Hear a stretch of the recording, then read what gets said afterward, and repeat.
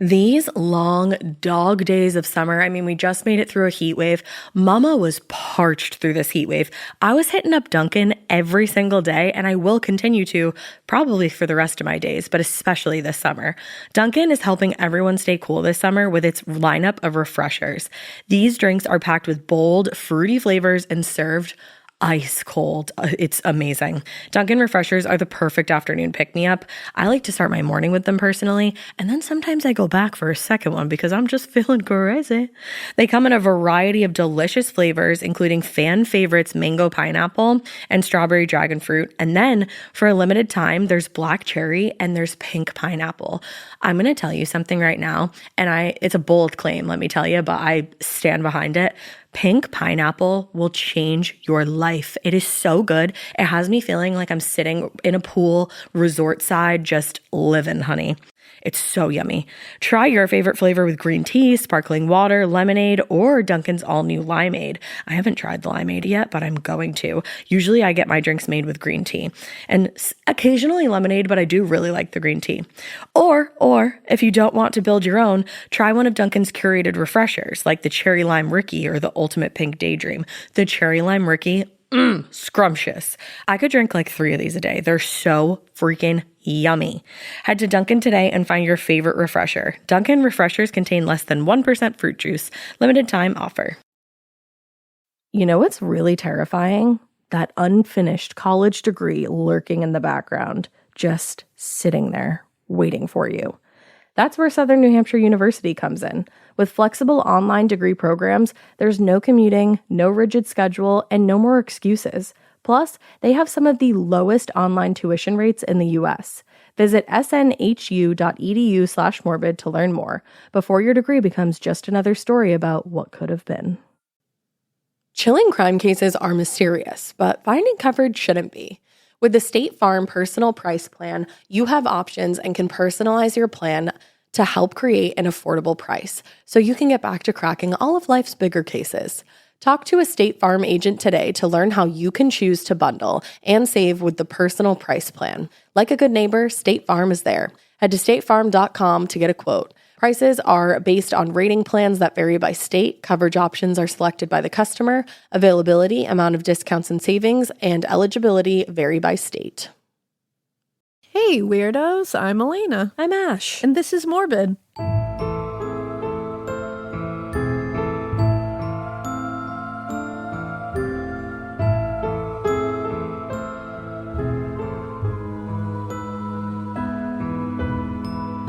And I just waved at you. You did. You waved at me, and it wasn't off-putting. I didn't wave at you. I waved at the weirdos. Well, that's the end of this episode because I quit. I'm done. She didn't wave at me. Fuck that. If That it makes was you mean. feel better, I just knocked Mustanual over and all the ice shattered. Good. Didn't spill on That me, was though. instant karma. It was, actually. It would have been more karmific. Karmific. Karmific. I like that. It spilled on me, but it didn't. But anyway, I'm going to move it. That's a great idea because it'll clang, clang, clang. Mm-hmm. Live updates with Ash. And bang, bang, bang. Clang, clang, clang, and bang, bang, bang. So, yeah. Hi. What updates do we have? Do we have updates? We don't even know when this is going out, so... Nah, we don't. You should buy Elena's book, obviously. Pre-order that book, The Butcher Game. It's coming out September 17th. You can pre-order it anywhere, but thebutchergame.com has all the places. Barnes & Noble, smaller bookstores, Amazon, all those places, Target, all those places. There you go. All of them. By the time you're hearing this, we probably made another new TikTok. So go over to Elena to the Max. And go see that TikTok. And if it inspires you, pre-order that book. And interact with the tickety-tockety. With the tickety-tockety. TikTok. I did a shimmy, I did arm day yesterday. And like So it was a light shimmy. Like, no, but like it hurt right here. Ooh. Like under my armpits. You're like right here. But I'm getting swole. Swole. Whoa. You know what else is getting swole? Because we've been in a humid heat wave. All the doors. Like, every door that existed on the East Coast. Every time you open a door in Massachusetts right now, it is like a CrossFit event to open the door. We had that problem at our apartment. It would get super duper swollen in the summer and like you'd have to like slam it. And then in the winter time, it like wouldn't like latch properly when you closed it. Because I think it like fucked up the alignment of it. Oh, yeah, that makes sense. It's annoying. So that's Swollen Doors with Ash and Elena. It's a new segment that we're Swollen introducing Doors. today. Where we just talk about all the swollen doors. Look out for the next one. You ever did see. So today's episode is so sad. I believe that. It's so sad. Oh.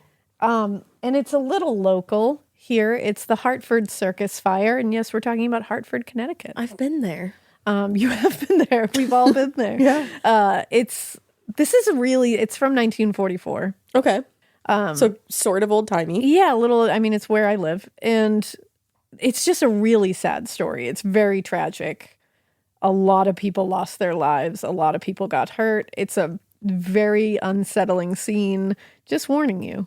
This is like the intro to all of your cases. Yeah, unfortunately. It's so unsettling. It's tragic. It's all horrifically sad. All of the above. Yeah, all of the above. So without further ado, I suppose we just get into it. Let's go. So first things first. You're the realist. I'm the realist. I never really liked the circus because I don't like animal shows. Like, I don't like animals having to do tricks. Yeah. I think I'm trying to think of like, because I know one of my mom's boyfriends was like, oh, let me impress this bitch, and took me to the circus, like with my mom. And I'm trying to think if it's only recent that animals were taken out of the circus, right? Let's look it up. Because, I mean, like, childhood trauma makes it so that I don't recall a lot of events in my life. But I can't remember if there was animals there or not. I think it was... I feel like it was, like, fairly recent. Same. I'm trying to look. Do you remember animals being there when you went to the circus?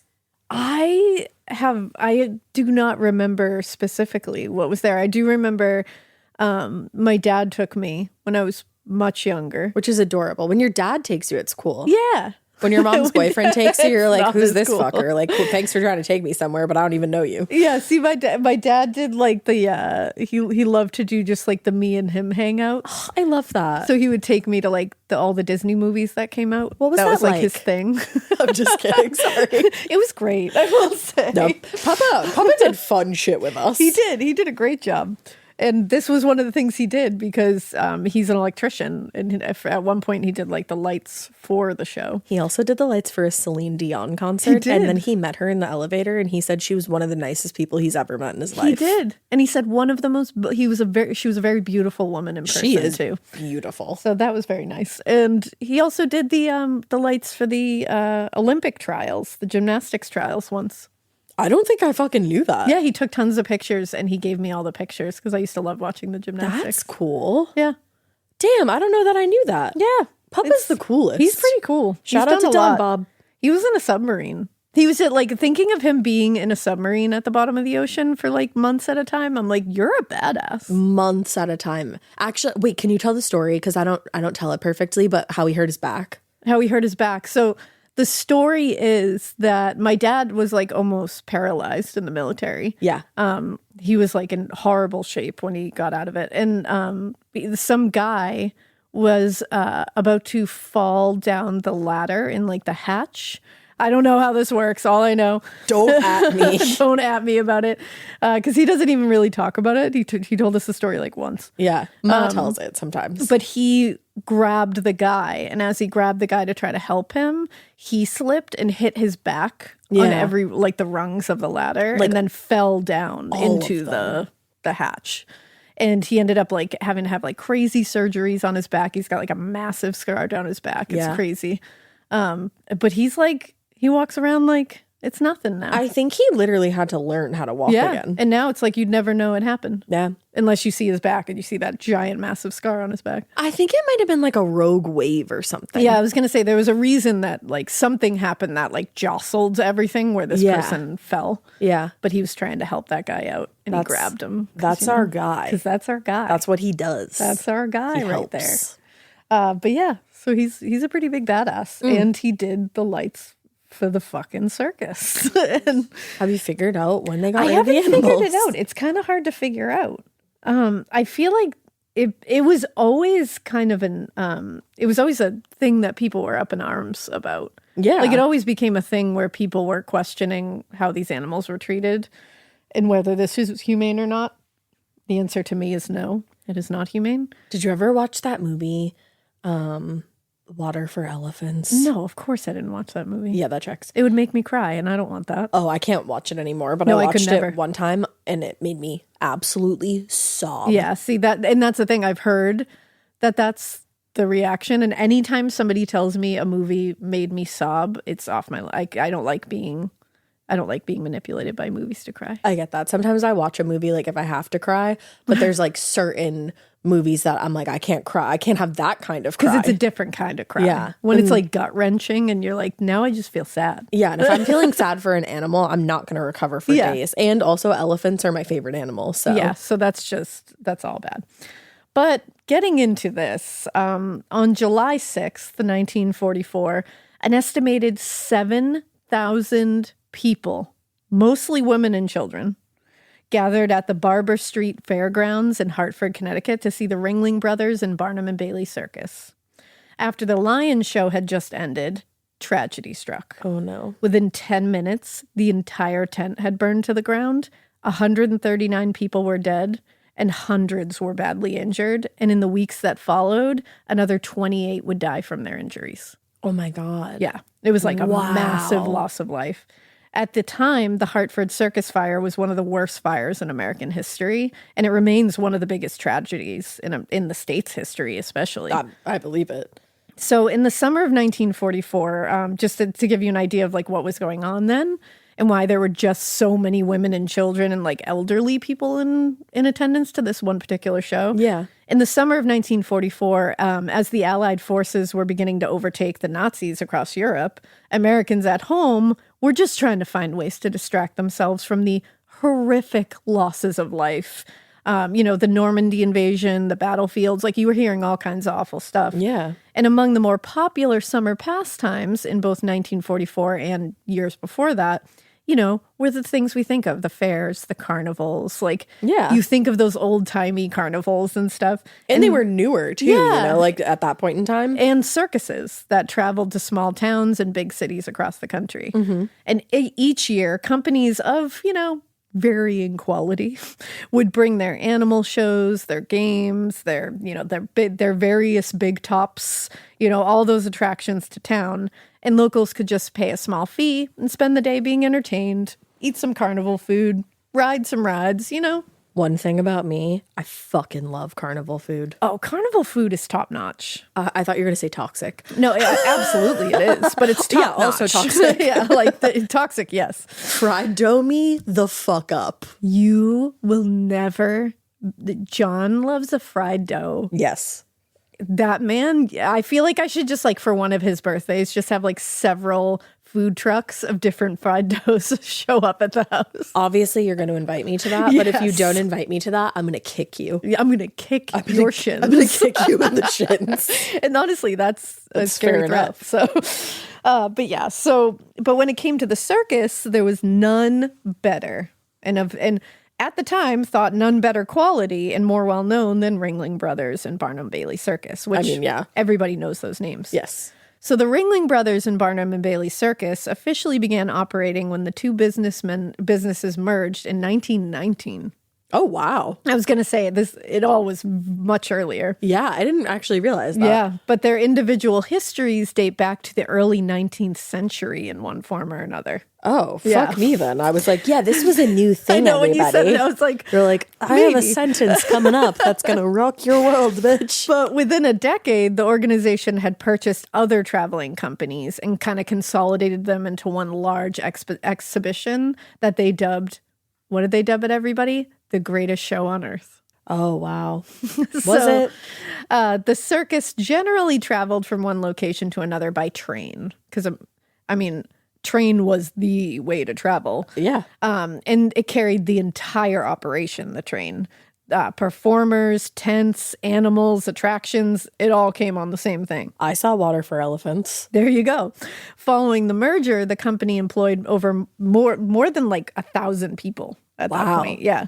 And they all traveled with dozens of camels, large cats, bears, more than 24 elephants, and over 700 horses, and countless other animals. Those poor But animals. think about it, 24 elephants when elephants are in like short supply right now. Yeah. And 24 of them were just working for the circus. And just like stuffed into train cars. Like And they're just, like- fucking elephants and bears and like, big cats. It's like Lions.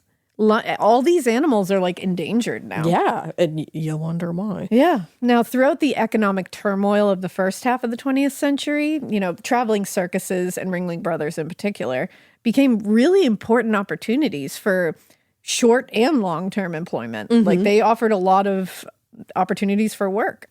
And especially those who were desperate just to do any kind of work, they could take it.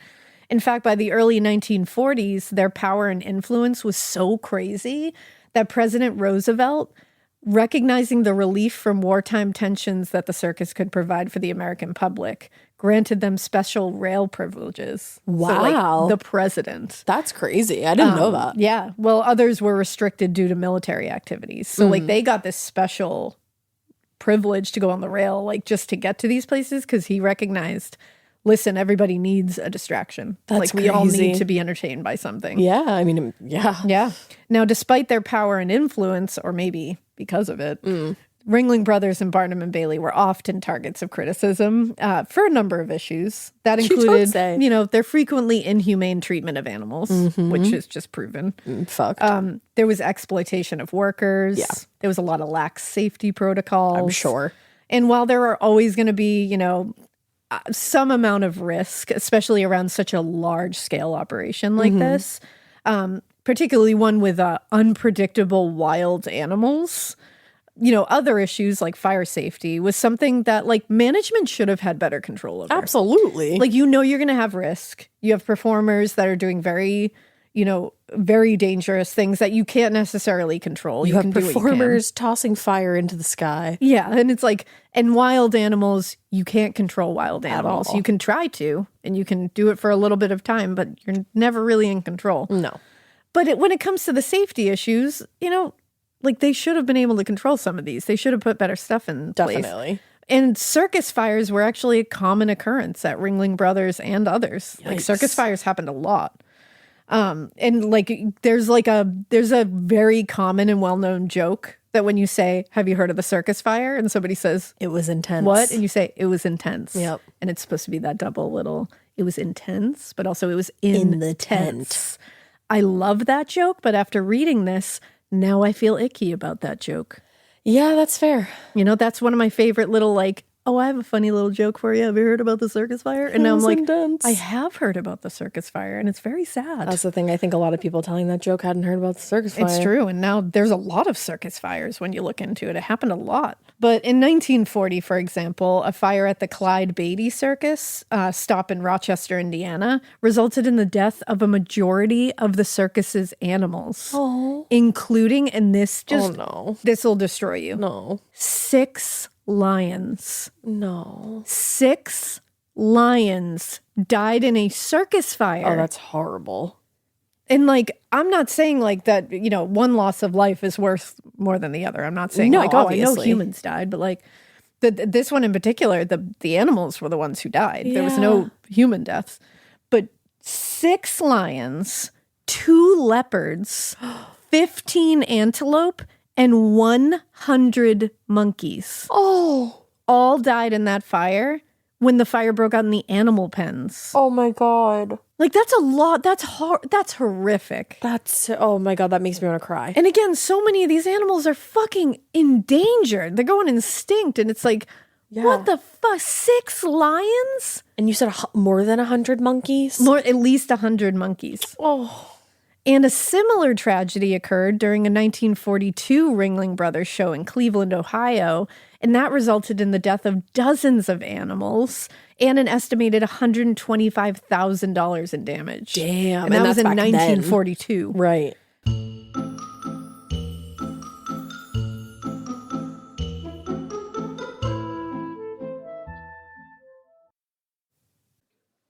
This part of the show is brought to you by Anua, the Korean skincare brand known for scientific, gentle, yet effective formulations. The latest from Anua is the Retinol Collagen Gua Sha Cream, a firming cream with a gua sha-shaped tip built right in. Have you guys heard of gua sha? It's that viral massage tool that moves fluid and tension out of your face. Less puffiness, a snatched jawline, honey, more definition in your face.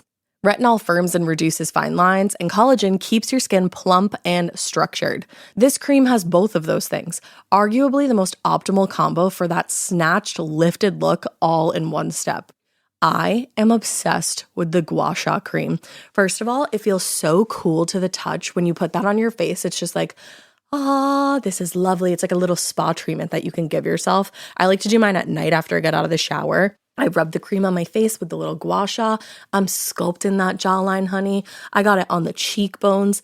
And actually, I had a facial the other day, and the lady doing my facial, the professional, she said, "Do you use a gua sha at home?" And I said, "I do." And I said, "How did you know that?" And she said, "I didn't have those little like bumps in my chin or like different areas like that." So she could tell that I was using the gua sha. And I said, "Oh my God." I just feel like I wake up less puffy in the morning when I do it the night before. But you can do it whenever you want to. I, 10 out of 10, recommend this product. The Anua Gua Sha Cream Value Set is available at anua.com, already discounted. Use code MORBID for an extra 10% off. That's ANUA.com, code MORBID. Every good detective needs a partner to support them on important cases. Think of a State Farm agent like your sidekick, there to help you along the way in your search for coverage. State Farm can help you choose the coverage you need, whether it's for your home, car, boat, or even RV. With so many options, it's nice knowing you have help finding what fits for you so you can get back to solving all of life's bigger cases. Go to statefarm.com or use the award-winning app to connect with a local agent and get a quote. Like a good neighbor, State Farm is there.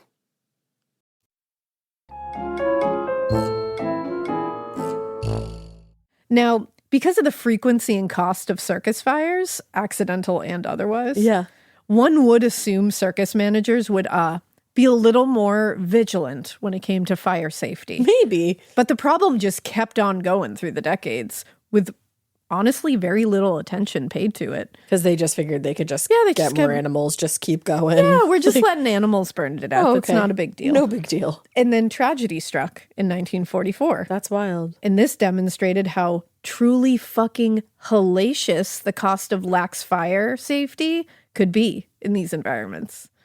So, from the moment the Ringling brothers and Barnum and Baily arrived in Hartford, Connecticut on July 5th, 1944, things were off. There was a vibe. There's something like a lot of these things, theaters, circuses, kind of like these kind of productions. There's a lot of superstition involved in it that is very fascinating when you look into it. Their superstitions and their like traditions and stuff. Very fascinating. I love that. And if kind you've of ever stuff. been involved in like a theater company or anything like that, you know that there's a lot and they're very, very serious about it. We should cover some more of those. We should. That'd be fun to look into. Yeah, that would be an interesting one.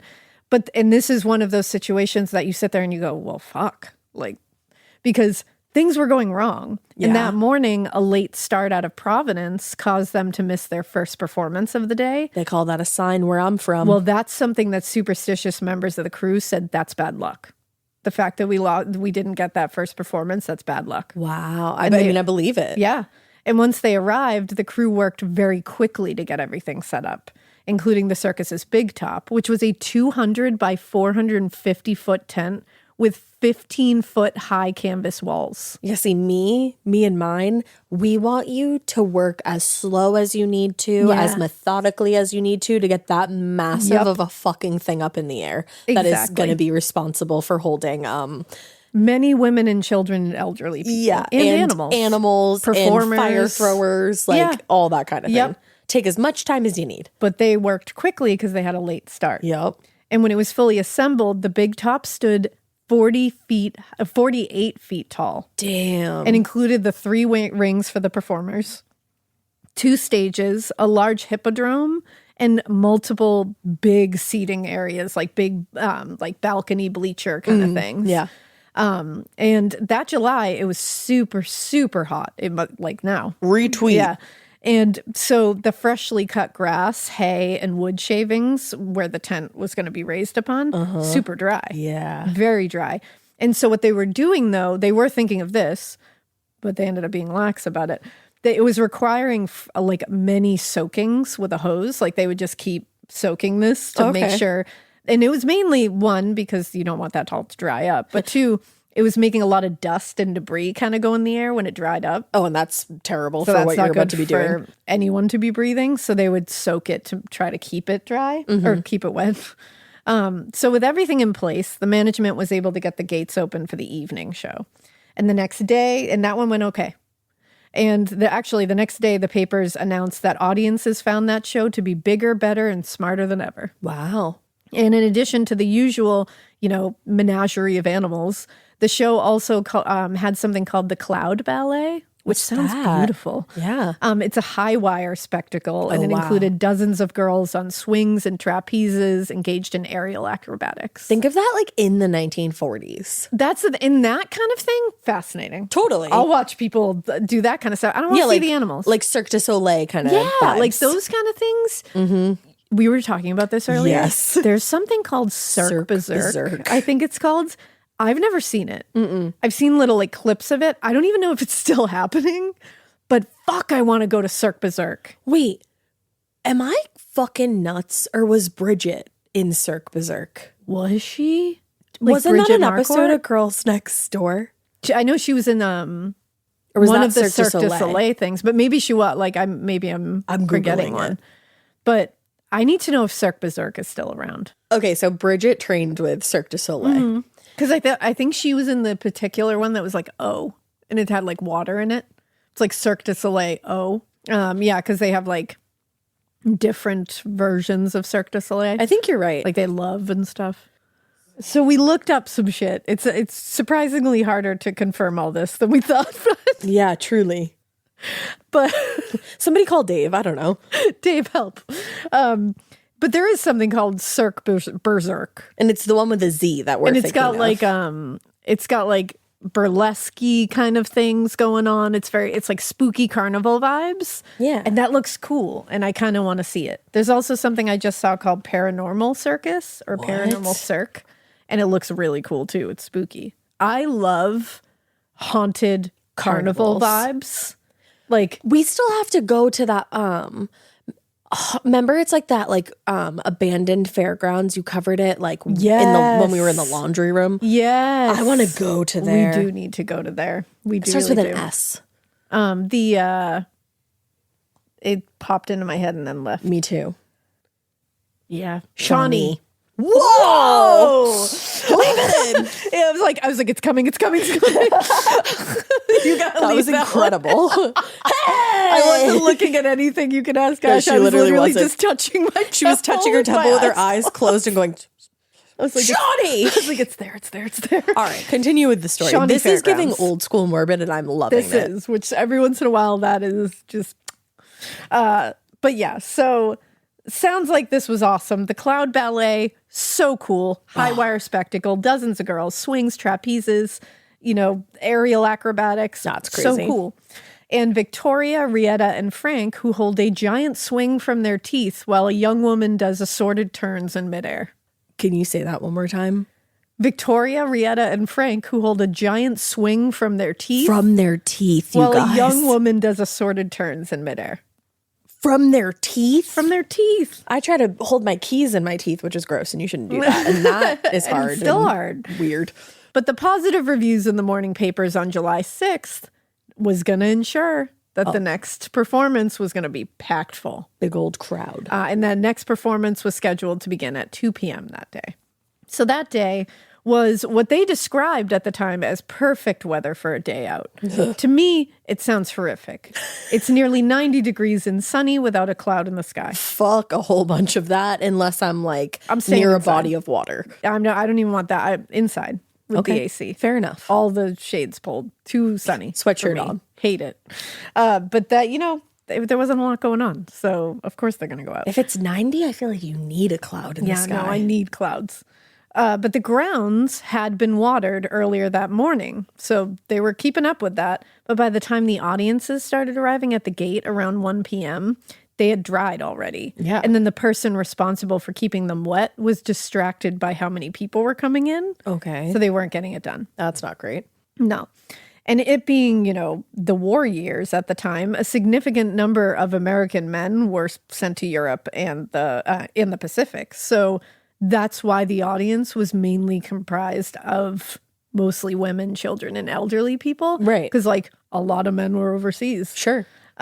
So despite the sweltering heat inside the tent, thousands of people showed up and just waited patiently in their seats for 2 p.m. when the show would finally begin. Oh, man, that sounds horrible. Now, the show began as it always did, with Merle Evans's Big Show Band performing the opening number, which was the Star Spangled Banner. Let's go. And that's as ringmaster Fred Bradna led a parade of horses, elephants, and other performers into the ring to welcome all the guests. Cool, I guess. It's everything you think of for a circus, Yeah. the ringmaster coming in with all the animals. Yeah.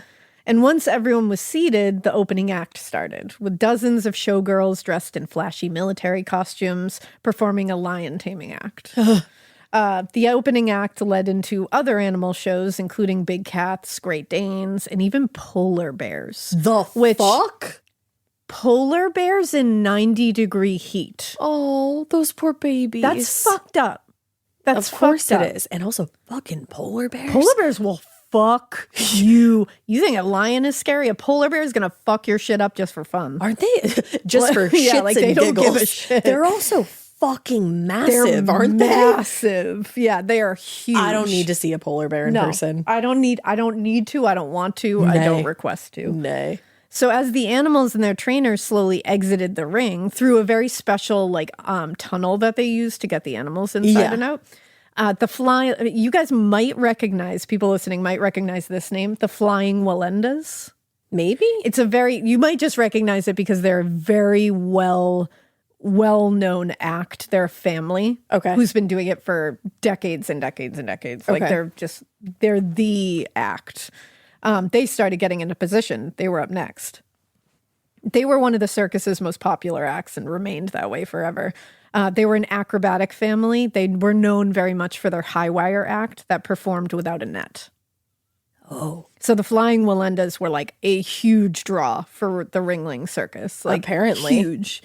So a little past 2:30 p.m., just as the Wallendas were about to begin their act, usher Ken Gwinnell noticed a small fire on one of the tent wall panels on the southern side. Oh, no. Again, this was common, and they could put out small fires. The reason that fires happen so often were also because men would go in there and smoke cigars and cigarettes. Oh. And women would smoke cigarettes too, but mostly at that time, it was men smoking cigars. Sure. And they would toss them.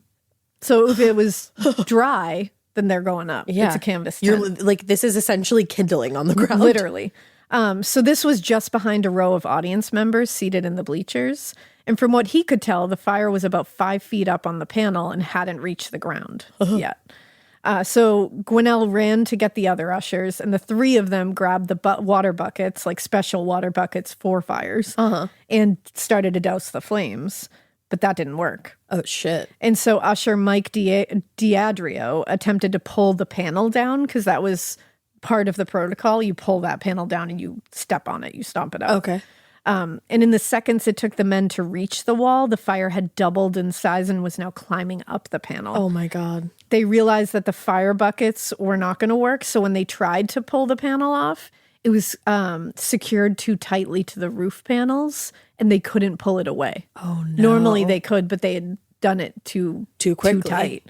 And so they realized that the fire buckets weren't going to be enough to stop this. And they began the process of escorting people out of the tent. Okay. For most of its existence, Ringling Brothers' safety protocol for fire was pretty simple. Like I was just explaining, ushers were tasked with monitoring the big top for any signs of smoke or fire, which would be like a dropped cigarette or a dropped cigar. And when one was spotted, one or more of the ushers would grab the red and silver fire safety buckets from under the front row of seats and extinguish the flames. In the event that they couldn't do that with just the water in the buckets, the panel or panels would be pulled down or cut down, and then they would be smothered on the ground. Which if that thing was able to, as we see, if it's able to spread to the top of the tent, that's when catastrophe strikes. So you have to get it before it goes there. That's leaving a lot to chance. Yes. Because also fire moves so rapidly and so quickly. unpredictably. Oh, wait until you hear what this big tent was covered in. Oh, no. For weatherproofing. Oh, no. So in the event that the fire couldn't be brought under control through either of those two things, either with the buckets of water or by cutting the panel down, two ushers, any of the ushers that they could find would evacuate the tent, and the local fire department would be called, emergency responders, and they would take care of it. Mm-hmm. Now, as the largest circus show in the country, Ringling's big top tent was fucking huge. It was 100,000 square feet in size. The size of a large warehouse. Holy shit. It was huge. Yeah. The massive size was intended to house multiple shows at one time. So it was by design that individuals on one side of the tent wouldn't or couldn't easily see or hear what was happening on the other side of the tent. At first, audience members slowly started to become aware of the fire, starting with those in the upper bleachers of the southwest side of the tent. But some people who had noticed the fire started moving towards the exit on their own, while others needed to kind of be like prompted by ushers, like, we got to go. Yeah. But they didn't want to start panic either. They thought they could contain this. But others thought the fire was part of the act. And so they remained seated, and they assumed the fire would just be extinguished and it would just keep going. I mean, you can understand why people thought that. Like, it's unpredictable. Yeah.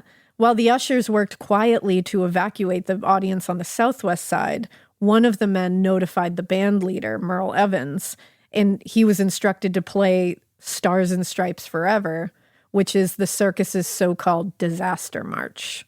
Oh. Now, the disaster march was something that signaled all circus staff and performers that there was a catastrophic emergency happening. Oh, fantastic. In the circus and other parts of the theater industry, this is very normal. That song was a universally recognized signal of an emergency that could be used without starting a panic among the audience in a tight space. Mm-hmm. And so confusion, desperation, panic is not good to have. No, because everybody's going to be running amok. And you want everyone to be signaled very subtly, like everybody without getting everyone upset, everyone that works there, so that they can all jump into action without getting everybody freaked out. Right. I'm going to need to play you a quick little piece of this, because imagining this playing as what happened, like the tent is literally burning down around you, or starting to, or, is really horrifying. So this is what the disaster march was.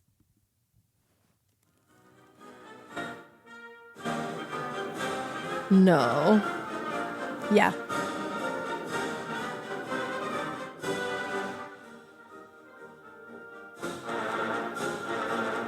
And the walls are just burning down around you. As like fire is starting to consume. And people are like running out of the tent. And this is having to be played to like not panic everybody. I'm panicked. I'm panicked, but also you can understand why people thought that it was part of the performance, because they're still playing the fucking circus music. And it feels very circusy, very like entertainer, very like, everything's happy, everything's fine, which again is the intent. Right. And when you have the situation under some semblance of control, it makes sense. It makes perfect sense to have a disaster march where you alert the people who need to be alerted without making everyone else panic. But fuck. But when you look at it in hindsight, how terrifying that, because as we know, like I always say it, that kind of music playing during some kind of horrific event that's not at all like scary, dark or scary, feels so much scarier to me. Like upbeat music.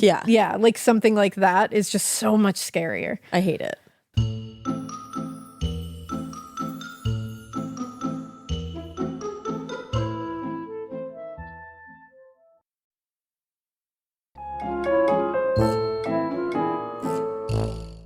But either way, they started playing this, and at this point, the fire was still contained to the west side, and the rest of the audience hadn't become aware of it yet. So there was still the possibility for an orderly evacuation, which is why they started playing that. Okay. But as the band began playing the song and the emergency call began to register with the performers inside the tent, it was already too late. Years later, members of the Wallenda family recalled hearing the song being played and scanning the tent from their position because they were high above the crowd waiting to do their act. Oh, God. And they said that's when their eyes landed on the fire on the west side. And that was just as it had reached the decorative fringe on the outer edge of the canvas roof. And this was an all-weather performance space, rain or shine. So the canvas roof and other parts of the big top were waterproofed using a mix of gasoline and paraffin wax. I'm sorry. What I thought you said was gasoline? Yep, you heard that right. And paraffin wax, two highly flammable substances. I don't have words. Yeah. Also, a paraffin wax, I'm pretty sure that's like what they put on your heels during a pedicure to like rip your dead ass skin off. So And like it's weatherproofing, apparently. that's some crazy shit. It weatherproofed big tops. What? Yep.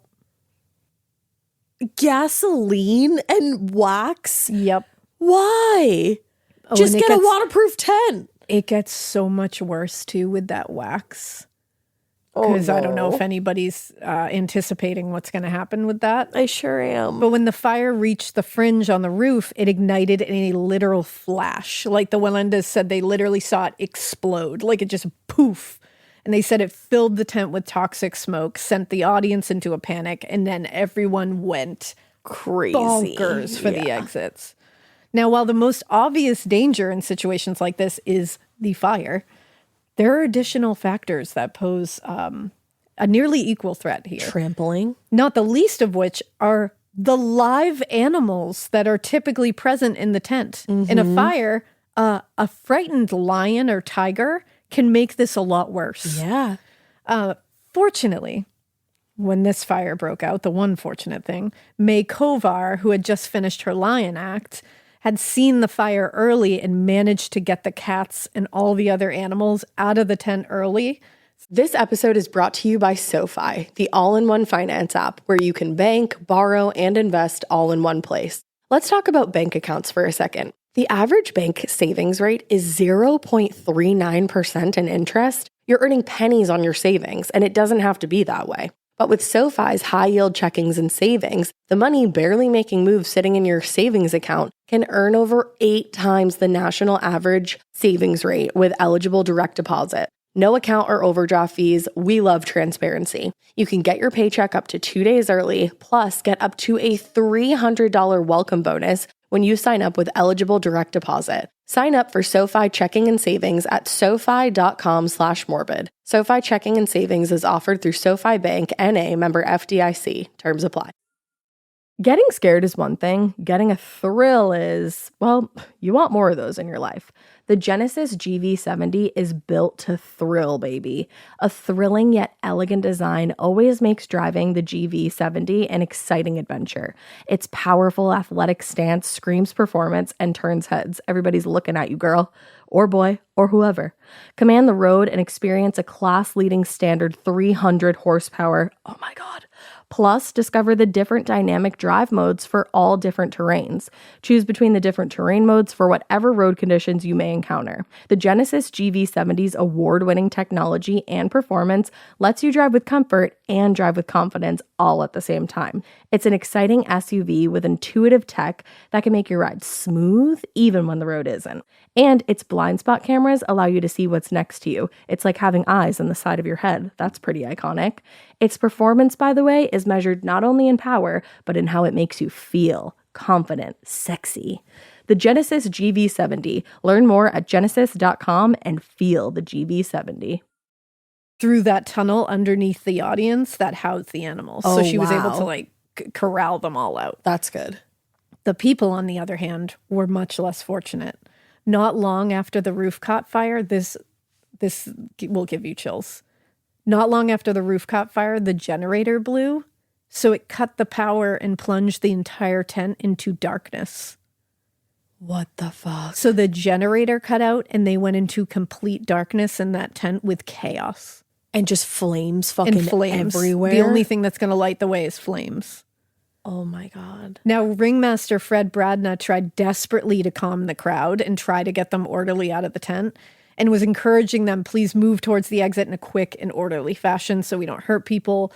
But the power went out. So you can't see anything. He couldn't be heard over the screams of the crowd. Oh my God. Because the power's out. So he's trying to scream it to everyone, but everyone's screaming. Oh my God. To make matters worse, and this is the part that I was like, holy shit. As the paraffin wax on the ceiling canvas heated, It's burning people. as the increasingly desperate crowd of mostly women and children And are elderly rushing around people. towards the exits, large droplets of lethal molten paraffin wax Oh my God. started falling on the fucking audience below. Oh my God. So they are now being pelted with lethal molten, like literal lava wax is Oh my falling on them. God. It caused catastrophic burns Holy and only shit. increased the panic because now they're being rained on by essentially lava. Oh my God. Oh my Yeah, God. in Oh the my dark. God. Those who were familiar with the interior of the Big Top quickly made their way to the performer exits because the performers knew where those were. Yeah. And managed to get out of the tent. But the audience knew only of the main exit and entrance, which quickly became completely clogged up. And people just kept pushing. People were getting stampeded. Like, it was awful. And among the last performers to exit the tent were the Wallendas, who climbed the ropes down to the ground and headed towards the animal exit that May Kovar had ushered the cats through moments earlier. And Herman Wallenda told a reporter, but people were so crowded in there that we saw we didn't have a chance. We climbed over the cage that lines the exit. That was easy for us. We're performers, but the public couldn't get out that way. Right. Because they just jumped up on it. Like, they're used to flipping around everywhere. Yeah. Like, they can climb on things. In fact, when the fire was finally extinguished and firefighters were able to access the site, many of the dead were discovered piled up near inaccessible exits. Like the ones that the Wallendas tried to go through. Oh my God. Just to think of people, and Piled like you up. said, mostly women and children and Yeah. elderly people. Yep. Just piled on top of one another, covered in fucking paraffin wax. Yeah. Now, those who were higher up on the bleachers managed to honestly fare a little better than those closer to the ground who got caught in the stampede of people. Dorothy Carvey, who was in attendance with her young son, said, I was up as high as the fire and it was coming in my direction. I got down to around the fourth row and I fell and everyone stepped on us. Oh my God. She said a circus attendant kept yelling, watch out for the kid, watch out for the kid. He finally pushed and I'm like, this circus attendant was amazing. He finally pushed all the adults off. Then he grabbed my son and I held onto his waistband. Oh. Now, Carvey was among the lucky audience members on the opposite side of the tent from where the animal chute was located, because that ultimately just ended up acting like a large steel barrier in front of several of the exits. Oh. Now, Maureen Creakian, I think it's Creakian, was 11 years old at the time and was attending the circus by herself for the first time. An 11-year-old Oh my God. That just by made herself in this situation. I'm not kidding you. That just made my stomach flip. She said, I remember somebody yelling and seeing a big ball of fire near the top of the tent. And this ball of fire just got bigger and bigger and bigger. And like many of those who made it out relatively unharmed, she jumped down from the grandstands and was able to get out over most of the obstructions. And in the confusion, she was able to make her way to an exit. And she said there was a young man, a kid, and he had a pocket knife. He slit the tent, took my arm, and pulled me out. Wow. Yeah. So there And are I was like a kid. heroes in there's attendance many this heroes day. in here. Now, some workers and performers heard Stars and Stripes Forever and came running, while others only smelled the smoke and followed it back to its origin. Yep. Regardless of what made them come running, when they finally reached the tent, and this was like people outside of because that was the other thing, that Stars and Stripes Forever is for the entire carnival that's they going all on know. around. Like, all those people could hear it and were like, fuck, and went running towards there. Yeah. But when they finally reached the tent, none of them were prepared for what they saw. A clown, a well-known clown named Felix Adler said, I thought the menagerie fire in Cleveland was the worst thing I could ever see, but no one in the circus business had ever seen anything like this. Wow. Now, outside the tent, the crew and bystanders watched in absolute horror as audience members crawled out from under the tent walls, attempted to break through the canvas, and toxic smoke is just pouring out of every crack in this tent. And you're just hearing people fucking screaming. Oh, and it's even worse. Now, according to John Davis, who was a writer for the Hartford Current, he said circus men were forced to restrain parents from dashing back into the fire to search for missing children. Oh, no. Yeah. That's fucking terrible. Because they were just trying to save whoever they could. Now, meanwhile, other circus workers and performers gathered around the edges of the flaming tent to try to usher, and in some cases pull people out of the tent until they were eventually forced back because of the heat and the smoke. They just couldn't stand it anymore. Yeah. Now, within a few minutes of the roof catching, the fire had burned through much of the wax and the gasoline-soaked canvas and had made its way to the ropes that held the support beams. Stop it. Once the ropes caught, it was only a matter of seconds before the entire big top collapsed on top of those remaining inside. And as one reporter put it, quote, "The shrieks of the dying and injured were muffled." That's so dark and chilling. It is haunting. Haunting. Now, it's unknown how many people exactly were there that day, but most agree the number was nearly 7,000 people. Holy shit. By 2:50 p.m., the fire had consumed the entire tent and burned itself out and left a pile of smoldering rubble behind. And this had started at 2, right? Yeah. And the show started at 2? That's what I mean. It took less than 10 minutes to burn the entire thing to the ground.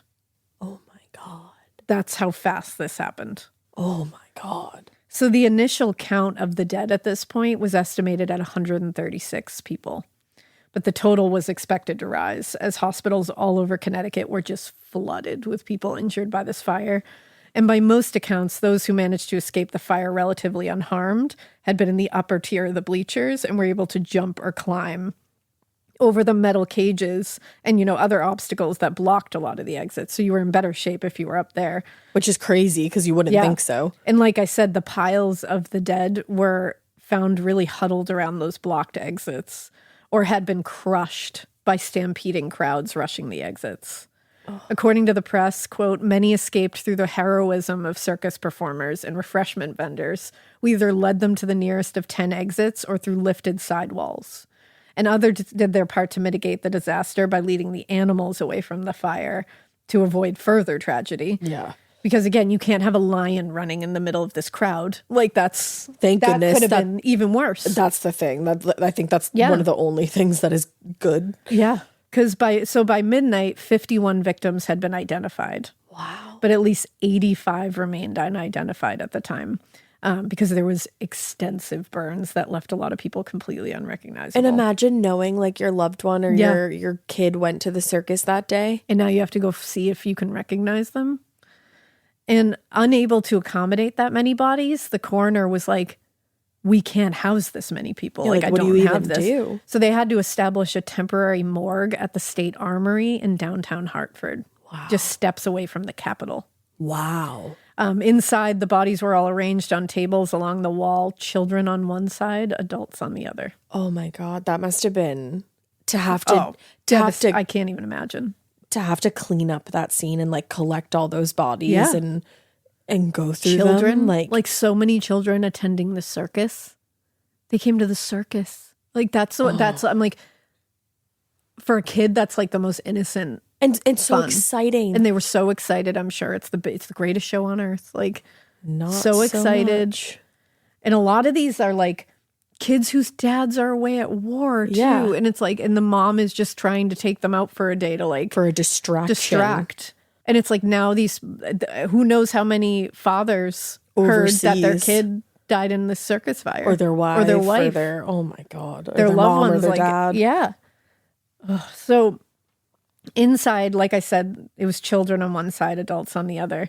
And then the days that followed this, a steady stream of people would be admitted, a few at a time. People just hoping or not hoping to see their loved ones and there. You're just looking across a sea of bodies and trying to bodies. Identify your loved one. How do you ever recover? Like, I can't. The PTSD people must have suffered. Oh, it must have been unbelievable. Yeah. Unbelievable. Meanwhile, local police were overwhelmed by reports of missing children and adults who were supposed to be in attendance that day. Oh. And by late that evening, at least 113 mothers and children had been reported missing. and police had found at least 20 unaccompanied children wandering the circus grounds in search of their parents. Oh my God. At the same time, a surprising number of adults arrived at local police precincts through the evening to report that they had found frightened, unaccompanied children on the grounds and taken them home to get them away from the chaos. Yeah.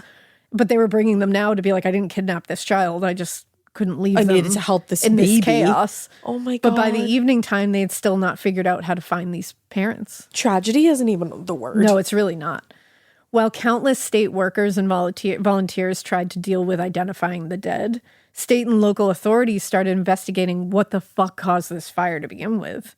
In a statement to the press, Ringling Brothers publicity agent Roland Butler told reporters he believed the fire was caused by defective wiring, resulting in a short circuit in the men's room near the main entrance. Oh. Butler added that in addition to the human costs, the human loss of life, the fire also resulted in more than $100,000 in property damage, and the circus would be canceling the remainder of the season and returning to their headquarters in Florida. I mean, I can't imagine anybody wanting to go to the circus after the that. show like mustn't that, go that on at season. that point. No.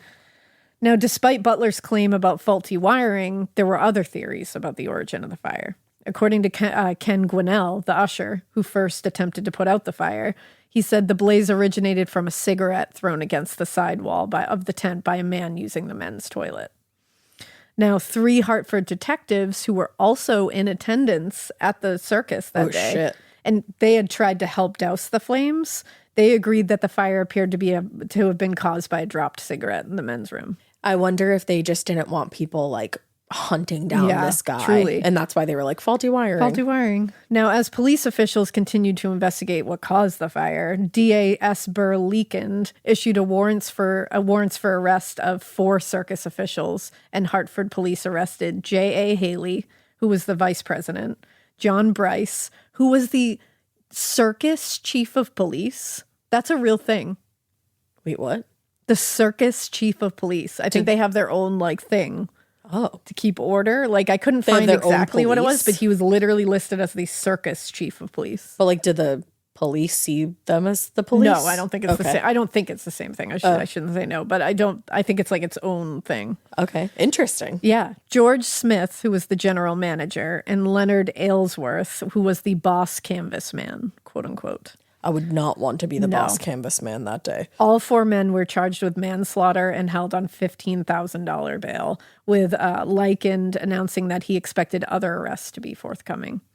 Now, within a few hours, eyewitness accounts started circulating, and the public started to learn the extent of the horror and tragedy that occurred on those fairgrounds. Army Private Bob Ensworth wrote, "The most amazing sight as I stood in the backyard was the fact that 17 tons of big top canvas went up in smoke like a piece of cellophane in less than 10 minutes. Just standing in your backyard. 17 tons.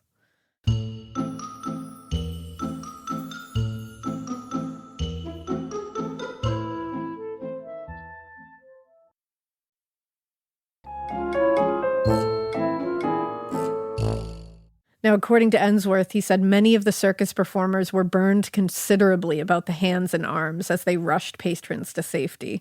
Children were tossed from top row bleachers down 15 feet to workmen outside the blazing tent. My God. They're catching children being thrown to them as their hands and arms are burning. He said it was early evening before stage workers stopped to have their burns and wounds treated. And at that point, they're probably not even, like, when it was all happening, they probably don't even realize that their hands are burning because of adrenaline. But they're just trying to save kids. Like, just trying to get people out. Bob Ensworth's comments about the courageous circus performers, notwithstanding, many residents did turn their anger towards the circus itself. They blamed Ringling Brothers for the tragedy, which, like, how can you not? One performer asked a reporter, "Why is the town saying that the circus is to blame for what happened? Don't they know how we feel about this? Don't they know how awful it was to see those children knocked down and trampled on by men? Yes, men." Which that's also the same kind of like, it was a tragedy all around. Yeah. Many pointed to the heroic acts of well-known clown Emmett Kelly, who led dozens of children to safety from the tent. Wow. He said, I got all the kids out that tried to run towards the exit where the blaze was. When the arena was clear, I saw that the fire had reached the point where the gasoline engines were close to the flames. So I grabbed my buckets again and did what I could to soak the canvas. I did what I could. It wasn't much. No, it was a lot. And I'm like, no, you did rescued do a bunch of kids. They were rescued by a clown. Yeah. Like, that's like, what a fucking, like, I can't even, these kids, the memories and like, just like the things that are going to stay with them, the visuals and the feelings and the like flashbacks. And hearing us, like, imagine hearing that song play. Oh my God, I can't, that must trigger something just dark inside of you. Probably sends you right back to that moment. So viewing of the bodies resumed at the armory the following day, and by midnight, all but 15 bodies had been identified and claimed. Wow. The unidentified that still remained were moved to a facility with better refrigeration, and by the end of the weekend, all but 6 had been identified. That's incredible. Among those still remaining was a little girl that the press dubbed Little Miss Number 1565. Oh, God. Which was a reference to her identification number assigned by the coroner. That's horrific. Of all the victims, this Little Miss Number 1565 really stood out. Yeah. And really stood out to a particular detective. Detective Edward Lowe said, I remember when the little girl was brought into the state. Getting scared is one thing. Getting a thrill is, well, you want more of those in your life. The Genesis GV70 is built to thrill, baby. A thrilling yet elegant design always makes driving the GV70 an exciting adventure. Its powerful athletic stance screams performance and turns heads. Everybody's looking at you, girl, or boy, or whoever. Command the road and experience a class-leading standard 300 horsepower. Oh my God. Plus, discover the different dynamic drive modes for all different terrains. Choose between the different terrain modes for whatever road conditions you may encounter. The Genesis GV70's award-winning technology and performance lets you drive with comfort and drive with confidence all at the same time. It's an exciting SUV with intuitive tech that can make your ride smooth even when the road isn't. And its blind spot cameras allow you to see what's next to you. It's like having eyes on the side of your head. That's pretty iconic. Its performance, by the way, is measured not only in power, but in how it makes you feel confident, sexy. The Genesis GV70. Learn more at genesis.com and feel the GV70. This episode is brought to you by SoFi, the all-in-one finance app where you can bank, borrow, and invest all in one place. Let's talk about bank accounts for a second. The average bank savings rate is 0.39% in interest. You're earning pennies on your savings, and it doesn't have to be that way. But with SoFi's high-yield checkings and savings, the money barely making moves sitting in your savings account can earn over 8 times the national average savings rate with eligible direct deposit. No account or overdraft fees. We love transparency. You can get your paycheck up to 2 days early, plus get up to a $300 welcome bonus when you sign up with eligible direct deposit. Sign up for SoFi checking and savings at SoFi.com/morbid. SoFi checking and savings is offered through SoFi Bank, N.A., member FDIC. Terms apply. Armory at about 3 a.m. after the fire. She was practically unmarked, a beautiful little girl with honey-colored hair. She was put with those we believed would be most readily identified. And day after day, night after night, people passed her by. And given that so many victims had been burned beyond recognition, investigators assumed that this girl would be quickly identified as by her family, but she wasn't. Is it possible that her family died in the fire? It's possible. And there is a little bit of a theory conclusion with that, so don't worry. Oh, okay. Eventually, detectives came to believe that the girl's family had actually mistakenly claimed another child as their own. Oh. And Little Miss Number 1565 was eventually buried in Windsor Cemetery, and the moniker that everyone had used for her was what she was buried under. And ultimately, 6 victims did remain unidentified. Wow. Now, the day after the fire, an investigation into the tragedy was opened by the state and led by State Police Commissioner Edward Hickey, who had been in the tent that day to see the show with his nieces and nephews. Stop it. In his statement to the press, State's Attorney James Kennedy told reporters, He has evidence that the circus failed to provide adequate firefighting equipment or sufficient personnel to operate it, and that the 520-foot canvas tent itself was a dangerous fire hazard, having been treated with paraffin diluted with gasoline. Can you fucking... Which is, like, whose undeniable. idea was that? Yeah. Like, I'm sorry, but, like, you knew Yeah. that like, sure, that's waterproofing it. Yep. But it's literally making it the perfect spark for a fire. Yeah, exactly. So Hickey's investigation focused mostly on the 6 ushers who first noticed the fire and tried to extinguish the flames. After hearing their version of events and visiting the site again with them, Hickey determined that they were telling the truth. But he remained unable to determine whether the fire had in fact been caused by a cigarette. There were also 2 stories that concerned Hickey. The first was from a food vendor who claimed that the fire could have been prevented if the fire extinguishers had actually worked. And the second was regarding, quote, a drunken circus employee seen by a concessionaire leaving the men's toilet as the fire started. Oh, no. So now they're saying, like, it could have been this drunk circus employee that flicked a cigarette. Yikes. These stories were collected by Hartford detectives who had been actually sent... This is how they heard these, and this is very interesting. They had been sent to local taverns in the days after the fire to listen in on conversations between circus employees. I love it. To try to get additional evidence. I fucking love it. I don't know why I love that. I was because like, it's spying, and it's so spying like, is fun. It's so down and dirty detective 1940s kind of detective work, you know what I mean? You see it in your head as like a movie. Like, and you see the hats they're wearing and everything, listening to these conversations while drinking like a little, you know, stout. some whiskey. Yeah. You know? So Alcohol.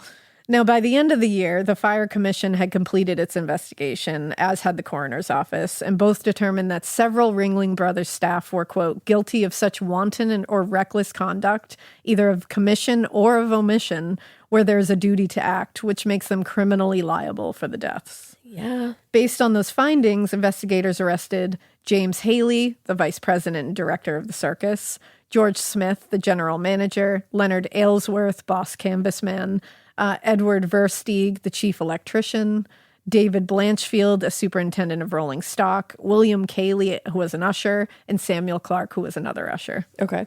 According to the coroner's report, Cayley and Clark, the ushers, quote, left their places under the bleachers when it was their duty to remain there and watch for fires that might occur. The fuck? Where were you? Ultimately, all but Samuel Clark were found guilty and went on to serve between 6 months and 7 years in prison. Wow. Now, nearly 5 years went by, and the residents of Hartford had started to move on with their lives when the circus fire case was revived because there was a new arrest. In March 1950, police in Columbus, Ohio, received a tip about a young man who claimed to have set the fire in Hartford. Set it? Yep. And they arrested 21-year-old East St. Louis resident Robert Segge. According to Ohio State Fire Marshal Harry Callan, Segge was, quote, being questioned about a series of fires in 3 states, including the circus fire in Hartford. And also, not only did Segge have a history of setting arson fires, but he also worked for the Ringling Brothers and was traveling with the show when the fire occurred. Stop it. Now, during his initial interview, he told investigators that he had been working as a rustabout, which is like a casual laborer. Okay. With Ringling Brothers in 1944. He claimed that on the day of the fire, and this is his quote, this is what he said, it's offensive. He said, the Red Indian awakened him and ordered him to set a fire. What? After that, he claimed his mind went blank, and when he came to again, the big top was already in flames and he was burned in the fire. It quickly became clear to investigators that he was mentally ill. But he had nonetheless confessed to a very serious crime, so he was held for further questioning. Okay. But Chief Charles Lamonda told reporters, we're gone as far as we can with him. Psychiatrists will have to work him out now, and I think we'll get the Hartford case cleared up. Now, Robert Segge continued talking to investigators, and by July, he had confessed to 4 murders and also said that he had set more than 80 arson fires. Holy shit. Including the Hartford Circus fire. According to Segge, his, quote, career of crime started at the age of 9 with the murder of a 9-year-old girl in Portsmouth, New Hampshire. But the Portsmouth police official told reporters that his confession to the murder of 9-year-old Barbara Driscoll, he said, looks fishy to me. Okay. Also, at the time of the murder, police had a strong suspect, but that suspect was later acquitted. And the same official admitted that Segi was living near the victim at the time, and it was possible he did commit that crime. How did a 9-year-old cover up murder for that long? It's an awful crime. I looked it up. It's awful. She was a 9-year-old. She was assaulted and murdered, and she was killed with a rock at a railroad track and was found with a clump of her attacker's hair in her hand. What the fuck? And it's like, did he go home with a clump of hair missing? that's what I'm like, I wish we could have figured that out. Oh. And her name was Barbara Driscoll. It's really little sad. Barbara. Now, while Ohio law enforcement officials had already begun claiming credit for capturing a serial killer and the person responsible for the Hartford fire, because he's a serial killer at this point. He's saying he murdered 4 people and then also set these fires that killed other people. Hundreds and hundreds. Many, like the Portsmouth, that's really hard to say. Portsmouth is hard to say. Portsmouth police officials remained skeptical of his claims. I feel the same right now. Yeah. When he was questioned about Segi's employment at the time of the murder of the fire, a Ringling Brothers spokesperson told reporters, though they didn't have employment records going back to that time, he doubted very much that the circus would have hired a teenage boy for the job. I don't know about that. In fact, after Segi claimed he was interviewed by police following the fire, Edward Hickey reviewed the list of Ringling Brothers employees questioned at the time, and his name was not among them. Okay. That doesn't mean he wasn't an employee. Yeah, he also just could have means just he hopped on wasn't- another fucking train. Yeah, that just means he wasn't officially questioned. Or on record. Yeah. Despite their doubts, at least 10 of the arson fires that Segi claimed to have started were substantiated by the police. Oh. Giving his story at least a little bit of credibility. Yeah. Also, in investigative reports from the time and interviews with his parents, they claim he ran away to join the Ringling Brothers Circus in 1944. Stop. So all these claims that he couldn't have been, his parents agree that he ran away to run that circus. Now, in July 1950, Robert Segi prepared and signed a written confession in which he took a full responsibility for the Hartford fire. According to the statement, he regularly hallucinated the spirit of a Native American man who encouraged him to set fires and commit acts of violence, including the murder of Barbara Driscoll in Portsmouth. He also said that this included the murder of a 12-year-old boy in Portland, Maine, and the murder of a boy in Japan while Segi was in the military. What the fuck? A few months later, after evaluating him, psychiatrist Dr. Roy Bushong of Lima Hospital said that although he was, quote, essentially neurotic and capable of committing serious crimes, he was not insane in the legal sense of the term. Okay. I think he was just lying about hallucinating things. So he's also racist. Cool. So, exactly. So Robert Segi's dubious confession notwithstanding, because it's still a little like, that's a lot. The fact that he was deemed sane meant that investigators had no choice but to accept that confession to the Hartford fire and the other murders. Yeah. So on November 3rd, 1950, he appeared before a judge in Ohio and he pleaded guilty to a variety of crimes ranging from arson to murder. Yeah. And he said, "I've never been in trouble before, and I would like to ask the court to grant me leniency." I don't think so, Fuck buddy. off. So, after accepting Segi's plea, Judge William Radcliffe sentenced him to 2 consecutive terms of 2 to 20 years in prison. That's not enough. Which was the maximum allowed under Ohio law at the time. When asked why he committed the crimes, he responded, "When you got a bunch of brothers who call you dopey all your life, you'd understand a little bit. Actually, I never had a happy day in my life." So now he's saying people were mean to me. People call me dumb all the fucking time. People call me dumb left, right, center, above, You're below. not going to go do that. And I'm not trying to set fires. No. Fuck that excuse. People called me dumb. Okay. And it's not even people. My brothers. My siblings called me dumb. How many people in your life have called you dumb before? Yeah. Ready? It's like that scene in Mean Girls. Raise your hand if you felt personally victimized by the people that called you dumb. By your siblings. Fuck you. Be real. I'm outraged by that excuse. As you should be. Now, years later, Robert Segi actually recanted his confession and insisted he had not worked for Ringling Brothers and had nothing to do with the fire. I feel like it was just convenient, though, because at first I wasn't convinced, but then when his parents said he ran away. Yeah. And like... Well, and He had never technically been charged with the Hartford fire. He had been charged for the other things. Okay. So there were no consequences for his confession to that crime. So though he remained in prison on the Ohio arson charges for which he had been convicted until he was paroled in 1959, he maintained his innocence about it until he died in 1997. Bitch, I was born. Yeah. And also, he served 9 years. Yep. That's it. For those arsons, because that's what he was convicted for. Wow. But he got 2 to 20 and he only served 9. Yeah. He was paroled. The fuck? You paroled that man? Yeah. Like, what's going on? Ohio, honey. Ohio. So the eagerness with which some investigators accepted Robert Segge's confession isn't really difficult to understand, like we were saying. I'm sure they wanted somebody to... In the wake of this kind of tragedy, you want someone to blame. And if someone's willing to take the blame, you want to believe it. And if somebody who's willing to take the blame has also committed multiple other arsons and killed people, I'm going to believe them. And he offered a very convenient explanation that could potentially happen. But the fact is, whoever or whatever caused the Hartford Circus fire has never, and honestly, I want to believe it can be fixed, but they have never been identified. I believe there's always hope in these situations. Yeah. In 1991, Hartford Fire Lieutenant Rick Davey told reporters he had strong reason to believe the fire had been deliberately set in the men's room and was not an accident. So following his announcement, the state fire marshal reopened the case and spent 2 years investigating the claim, but eventually concluded there wasn't enough evidence to support that assertion, but there wasn't enough evidence to not support it either. Damn. So we're literally in a place of limbo of like, it could have been. Uh-huh. And the fire marshal said, we reviewed tons of old documents, talked to survivors, and spent 4 hours in Ohio interviewing Robert Segge, but we gleaned no new information as to how the fire might have started.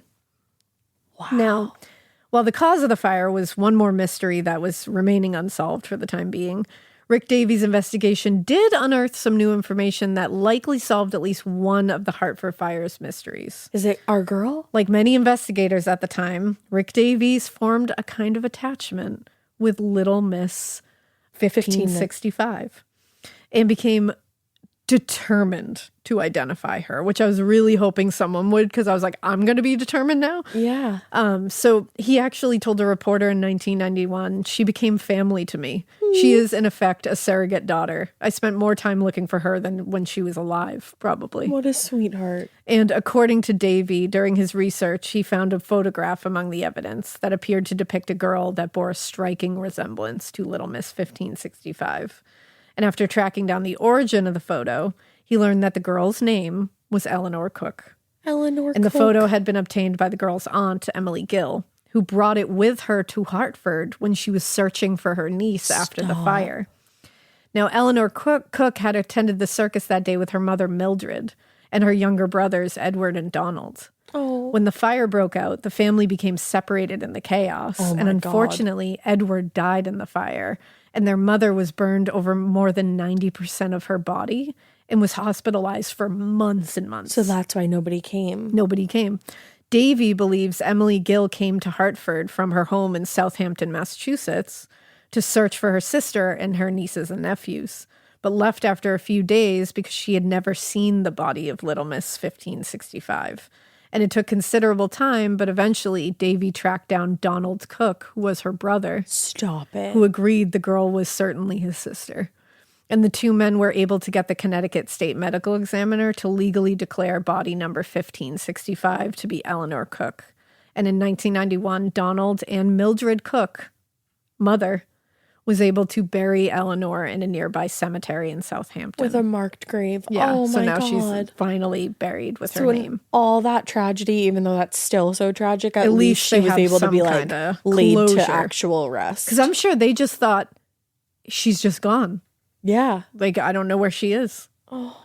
And in the wake of the fire, most people in Hartford honestly did their best to put the tragedy behind them and kind of move forward. But these things are very not easy to move forward from. No, of course not. The not. memory remained on. It was like an open wound. Yeah. Finally, in 2004, victims and family members received some closure because the city unveiled a memorial to the victims on the 60th anniversary of the fire. It took 60 years. A lot of time. The memorial, which shows a basic design of the layout of the big top, lists the names of all those lost in the tragedy and provides a brief description of the event, ensuring neither the fire nor the 167 in the end lives that were lost will not be forgotten anytime soon. Wow. But that is the story of the Hartford Circus fire, and it was one of the most haunting things I've ever read. I believe it. I mean, it's one of the most haunting things Truly. I've ever heard. Dave was saying that too. He was like, this one is like chilling. Because it's just layer upon layer of traumatic tragedy. It's fascinating at times because it's like things like the paraffin wax and gasoline to weatherproof are things that you don't about it. see now. So they're things that are just fascinating to like hear that they did, you know, like that's why these like older cases are so fascinating to me, because these things that you're just like, what did they do? You know, like what the fuck? Yeah, it's just mind boggling. And then you hear the like, you know, the good updates, like when, you know, people are able to identify Little Miss 1565, like Eleanor Cook. It's like, at least those things come out of it like decades later. And just from like people who are so determined and like just like angels. Yeah. And hearing like the clowns that help children get out of there. And it just like breaks my heart. Yeah. Because it also is really sad. Like the people who ran that circus, obviously a lot of them were convicted and did need to face consequences for being lax. But some of those workers that weren't owning the place, you know what I mean? Like like the clowns, the performers, the people who like helped. Yeah. They all lost their jobs too. They all lost their livelihoods. They all lost what, you know, you're obviously passionate about that if that's what you're doing for your work. But then it's like also, do you lose that passion afterwards? That's the thing. Like, did they lose any of the love that they had for that? I have to assume like a portion of them weren't able to perform again. Because I feel like being, especially clowns, like when you really look into what it takes to become a professional clown, it's not like you just like throw, you know, paint on your face and go about it. Yeah. It's a legit thing. You have to like really learn about it. And you have to like, you're working with kids and you can't scare them. Yeah. So it's like, and that's inherently a scary thing. And there's like a whole psychology behind like the face paint and everything. So to know that these people probably dedicated so much of their lives to this kind of thing and then this happens. Yeah. And to like have to deal with that later. What a case, Elena. Yeah. Elena. I know. It's a gnarly one. We hope you keep listening. And we hope you keep it weird. But not so weird that you cover anything flammable and more flammable things. Yeah, don't do that. Bye. Bye.